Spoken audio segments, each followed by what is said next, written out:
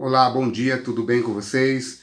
Mais uma vez estamos aqui juntos para estudarmos a palavra do Senhor, que é o maná da esperança. Convido todos vocês a pegarem as Bíblias de vocês para juntos estudarmos.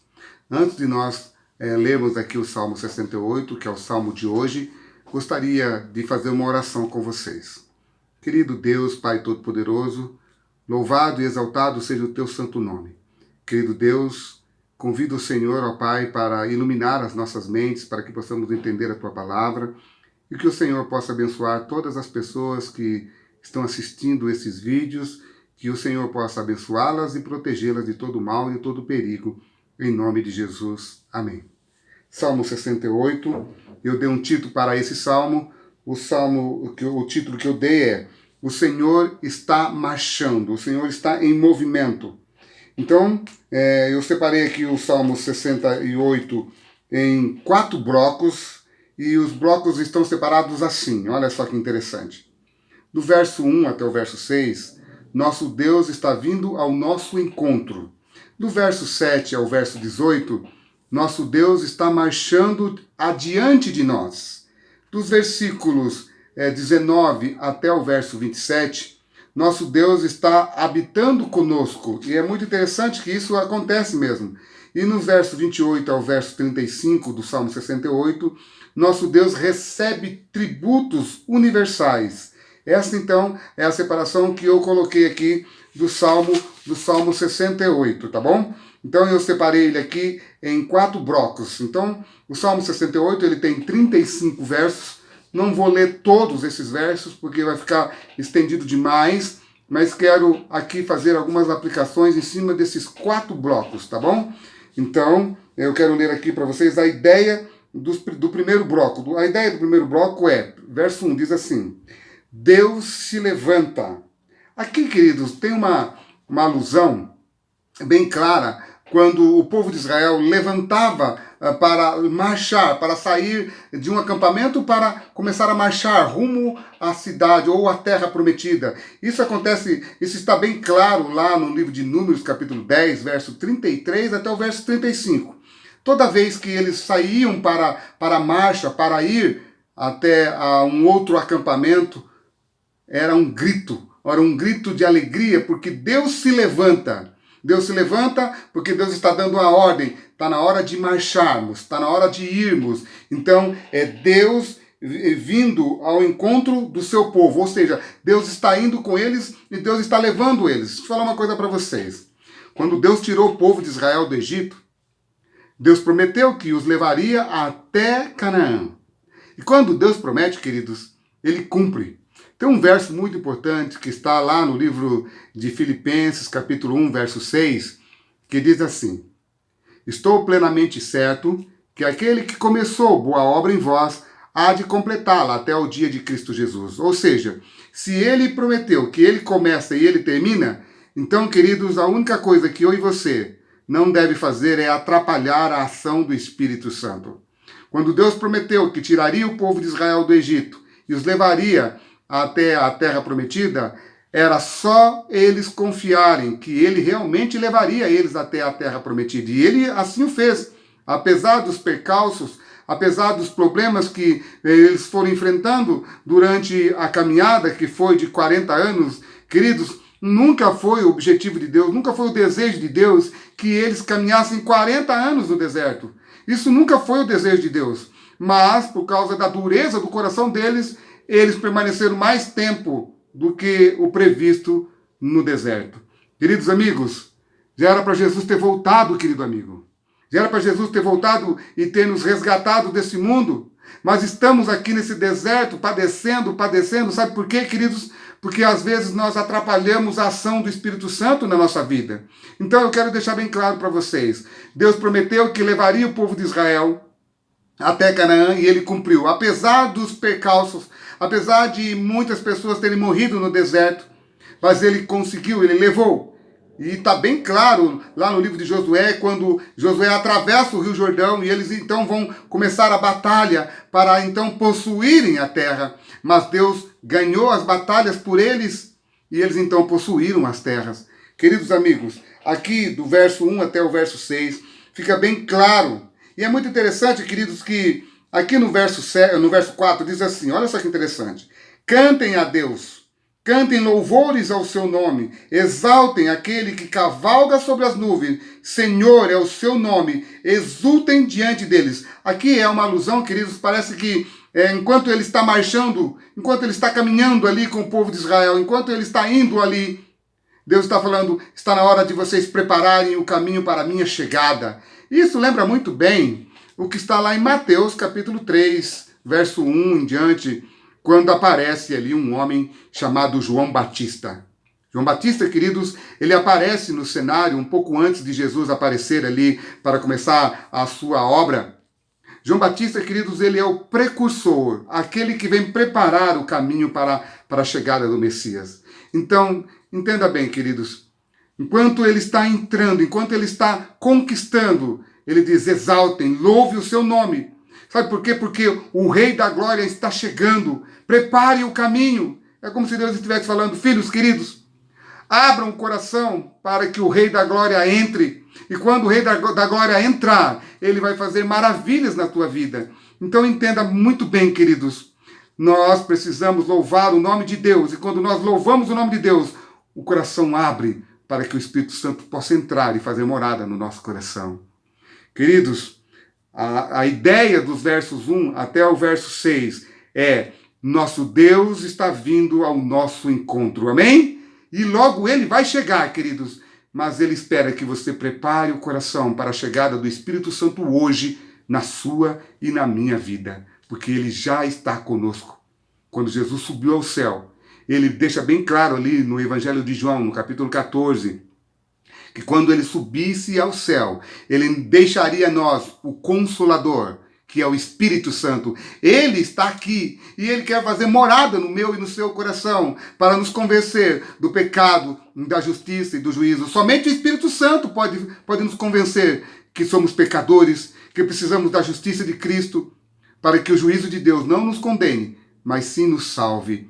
Queridos amigos, queridos, se você hoje está me ouvindo, hoje o Espírito Santo está falando no seu coração, está dizendo para você, abra o teu coração, porque o Rei da Glória está vindo ao nosso encontro. Amém? Então, agora eu quero ler com vocês a segunda parte desse salmo. E a segunda parte desse salmo está dos versos 7 até o verso 18. Não vou ler todos esses versos, mas quero pegar aqui a ideia principal da segunda gaveta, ou do segundo bloco, que diz assim: nosso Deus está marchando adiante de nós. Observe, ele está vindo ao nosso encontro, mas ele está marchando também adiante de nós. E isso está bem implícito nos versos 7 até o verso 18, que eu quero ler com vocês aqui, o verso 7. Ao saíres, ó Deus, à frente do teu povo, ao avançares pelo deserto, a terra tremeu, também os céus gotejavam na presença de Deus. O próprio Sinai tremeu na presença de Deus, do Deus de Israel. Olha só que interessante. Quando Deus tirou o povo de Israel do Egito, Deus o levou para um lugar. Lá no livro de Êxodo, capítulo 19, eles chegaram a este lugar. E esse lugar se chama Sinai. Quando eles chegaram lá, queridos, a manifestação do poder de Deus naquele monte foi tão grande, tão grande, tão grande, queridos, que parecia que o monte fumegava, parecia que o monte tinha virado um vulcão. Sabe por quê, queridos? Porque o Deus Todo-Poderoso estava ali. Quando Moisés subiu ali para conversar com Deus, havia relâmpagos e trovões, muitas coisas, muitas manifestações do Espírito Santo, de Deus, havia ali naquele lugar, queridos, e o monte tremeu. E sabe, queridos, todas as pessoas que estavam embaixo, todas as pessoas que estavam ali, eles ficaram apavorados. Queridos amigos, vou falar uma coisa para vocês. Quando Deus está diante de nós, o inimigo treme. Sabe por quê, queridos? Porque quando o inimigo olha, ele não vê você. Ele vê um tremendo de um Deus protegendo você. Quando o inimigo olha para mim, ele não pode me ver. Quando ele olha para você, ele não pode ver a nós, porque nós somos fracos. Somos pecadores, somos pessoas diante do poder do inimigo, somos como uma formiga. Mas quando o inimigo olha para nós e observa em nós a presença de Deus, homem e mulher tementes a Deus, sabe o que acontece, queridos? O inimigo treme. O inimigo não entende o que está acontecendo. Por que um Deus tão poderoso assim está junto com esse pecador? Queridos amigos, quando Deus está marchando adiante de nós, não há poder do maligno que vai nos deter. Esse é o nosso Deus, queridos. Então, quando Deus leva o povo de Israel até o Monte Sinai, ali ele faz uma aliança com o seu povo. E dentro dessa aliança que Deus faz, ele é chamado de o El Shaddai, o Todo-Poderoso. Olha só que interessante. No verso 11 diz assim: o Senhor deu a palavra, e grande é o exército das mensagens das boas novas. Aí olha que só que interessante. Reis de exército fogem, eles fogem, e a dona de casa reparte. Olha que interessante. Reparte os despojos. Aqui é uma alusão bem clara ao livro de Juízes, quando acontece ali o Cântico de Débora. É muito interessante que o Cântico de Débora, ele está num contexto de vitória de alguém que vai adiante do seu povo. Queridos, quando Deus vai adiante de nós, ele vai deixando despojo para que nós, então, possamos entender que ele também nos sacia. Então, queridos, quando Deus vence a guerra por nós, e quando ele vence a guerra em nós e através de nós, nós somos para Deus despojo de batalha. Sabe o que é isso, queridos? Um bem que ele teve que lutar para resgatar. Queridos amigos, vou falar uma coisa para vocês. E é muito interessante que ele vai dizer assim, olha só que interessante, verso 12. Reis de exército fogem, eles fogem, e a dona da casa, ou a dona de casa, reparte os despojos. Sabe o que isso está dizendo, queridos? Que quando Davi venceu ali as batalhas, quando Davi estava chegando na terra, ou chegando ali no meio do seu povo, as mulheres saíram ao encontro de Davi, cantavam e dançavam, ou seja, elas estavam dando as boas novas. Então deixa eu falar uma coisa para vocês, mulheres. Você que está me ouvindo hoje, Deus não usa só mensageiros homens, Deus usa também vocês, mulheres, porque vocês também são portadoras das boas novas. Ouviram bem o que eu estou dizendo? Deus também usa vocês para serem portadoras das boas novas. E sabe quais são essas boas novas? O rei vem vindo e ele está adiante de nós, abrindo o caminho para que o rei da glória possa vir. Esse é o recado de Deus para nós, queridos. É muito interessante que aqui embaixo, no versículo 16, olha que interessante. Porque olham com inveja, ó montes elevados, para o monte que Deus escolheu para a sua habitação. O Senhor habitará nele para sempre. Então, deixa eu falar uma coisa para vocês. Quando Deus estava ali no Monte Sinai, aquele lugar ali se tornou o tabernáculo de Deus. Quando Deus, queridos, em qualquer lugar que Deus está, aquele lugar se torna a sua morada.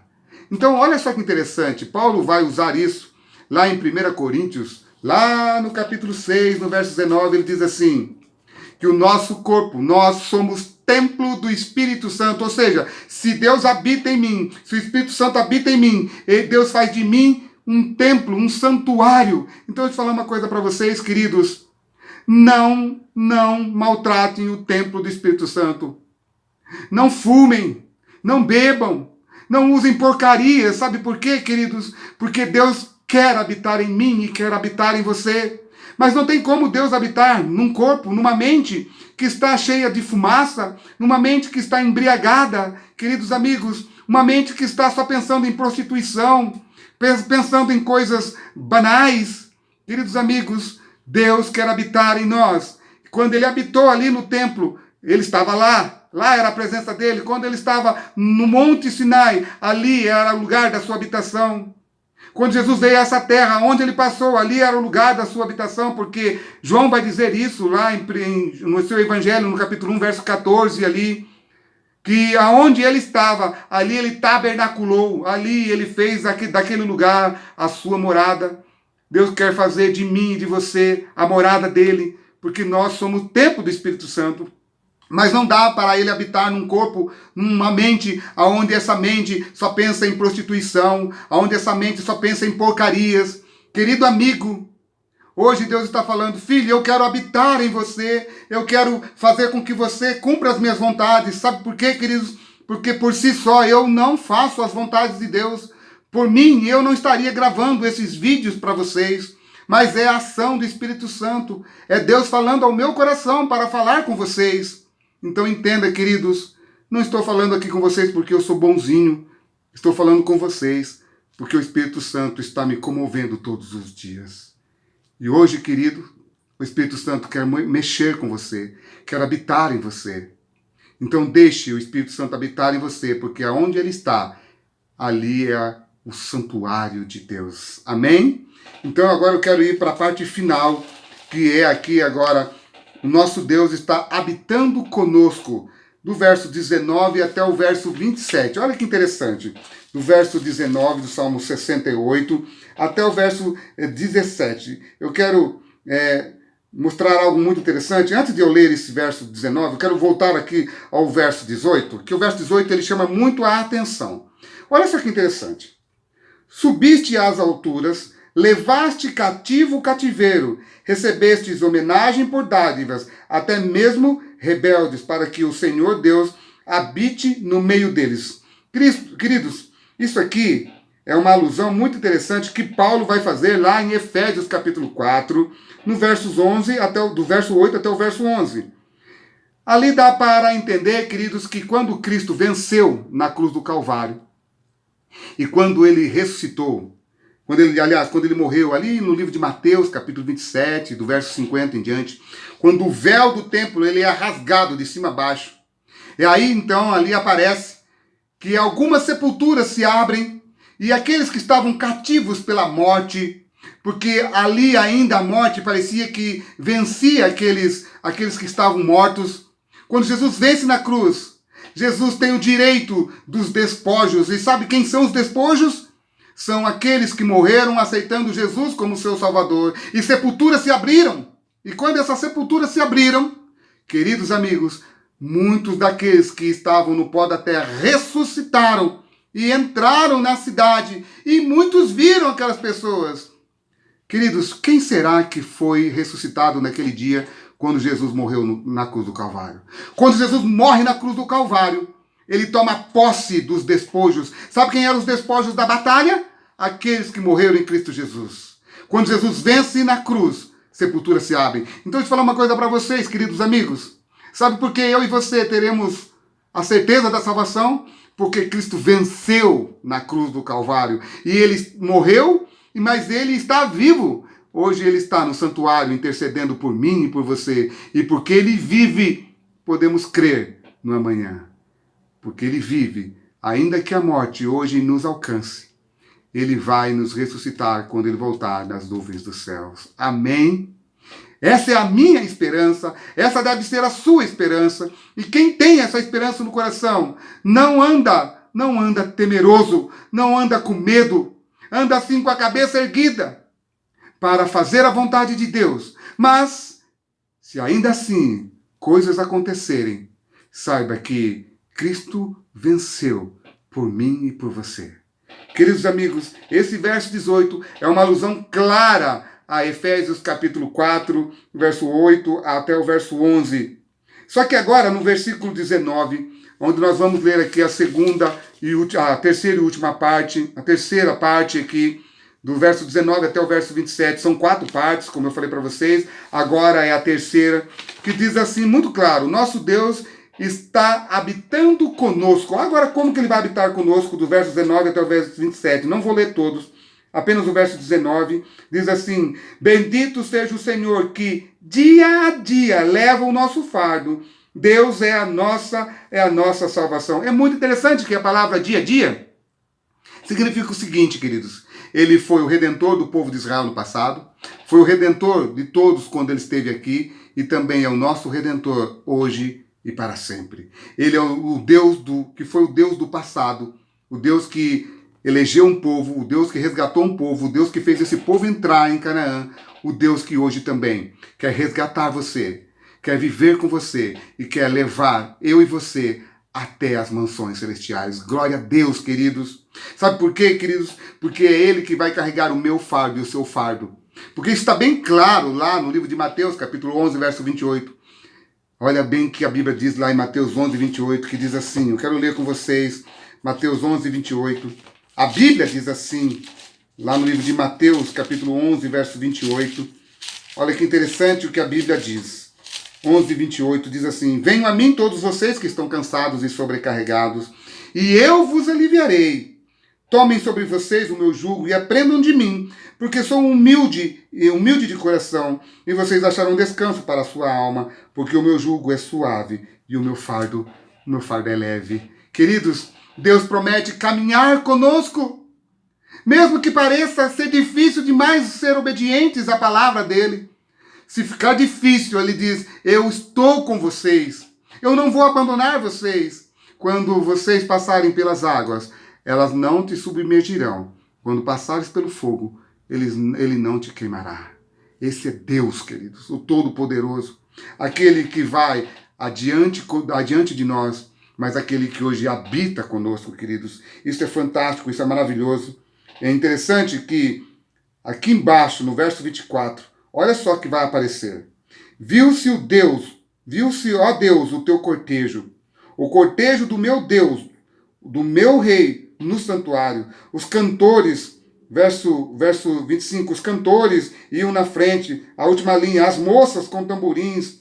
Lá embaixo, no verso 27, Benjamim, que os recebe, os príncipes de Judá, os príncipes de Zebulon, os príncipes de Naphtali, oriundos do teu templo, aqui na parte de baixo, no verso 29, oriundos do teu templo, em Jerusalém, os reis te oferecerão presentes. Eu quero parar um pouquinho aqui. Querido amigo, olha só que interessante o que a Bíblia está dizendo.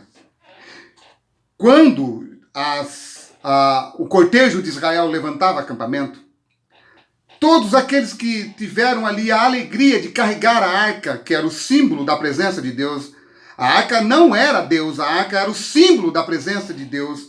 Todos esses que tiveram o privilégio de andar num cortejo com o símbolo da presença de Deus, eles exaltavam o nome do Senhor, eles cantavam enquanto eles estavam na presença do Deus Todo-Poderoso. Quando estamos na presença de Deus, queridos, nós precisamos louvar, nós precisamos cantar o nome, exaltar o nome de Deus.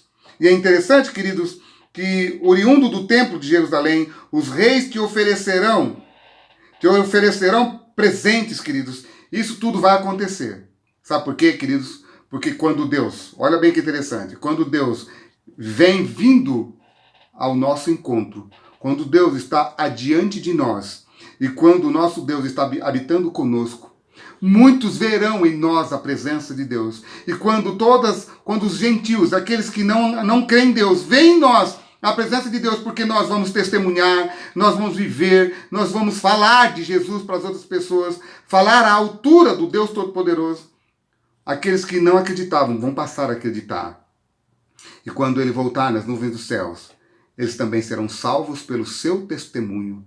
Queridos, quando entrarmos na cidade santa, na Nova Jerusalém, pessoas vão tocar em você e vai dizer assim para você, olha, estou aqui porque eu vi o quanto você testemunhava de Jesus. Não basta apenas falar que você é de Jesus. Não basta apenas você falar glória a Deus, aleluia. Precisamos testemunhar, precisamos falar do amor de Jesus para todas as pessoas, queridos. Então, muitos virão de todas as partes e trarão um presente, porque isso está bem implícito no livro do Apocalipse, capítulo 21, verso 24. Agora, olha só que interessante, nós vamos ler aqui a última parte do Salmo 68. A última parte do Salmo 68 é: nosso Deus recebe tributos. A partir do versículo 28 até o verso 35 aparece isso. Nós já falamos aqui do verso 28 e do verso 29. Agora, olha que interessante o versículo 32 que eu quero ler com vocês. Reis, ou reinos da terra, cantem a Deus, cantem louvores ao Senhor, aquele que vem, ou aquele que vai montado sobre os céus da antiguidade. Eis que ele faz ouvir a sua voz poderosa. Deem glória a Deus, a sua majestade está sobre Israel e a sua fortaleza nos céus. Ó Deus, tu és tremendo no teu santuário. O Deus de Israel, ele dá força e poder ao seu povo. Bendito seja Deus. Queridos, o nosso Deus agora é aquele que é merecedor de todos os tributos. A ele toda a honra e toda a glória. E sabe quem é que vai dar toda a honra e toda a glória? Primeiro é a marcha de Deus ali com o povo de Israel. E como que o povo de Israel exaltou? Agora o mundo, todos aqueles que aceitarem a Jesus, em toda tribo, língua e povo, eles vão cantar louvores a Deus. Sabe por quê, queridos? Porque eles também serão despojo da guerra que Cristo travou na cruz do Calvário. Deus não morreu só por uma placa de igreja. Deus não morreu só por um povo. Deus morreu por todas as nações. E virão pessoas de todas as nações e cantarão o cântico do Cordeiro, que está lá em Apocalipse, capítulo 5, verso 9. E lá em Apocalipse, capítulo 7, verso 9, a Bíblia diz lá que uma multidão de salvos estão reunidos com palmas nas mãos e cantando o cântico do Cordeiro. Queridos amigos, o nosso Deus morreu por todos. E por ele ter morrido por todos, ele ressuscitou por todos. E por ele ter morrido, ressuscitado por todos, ele quer salvar a todos.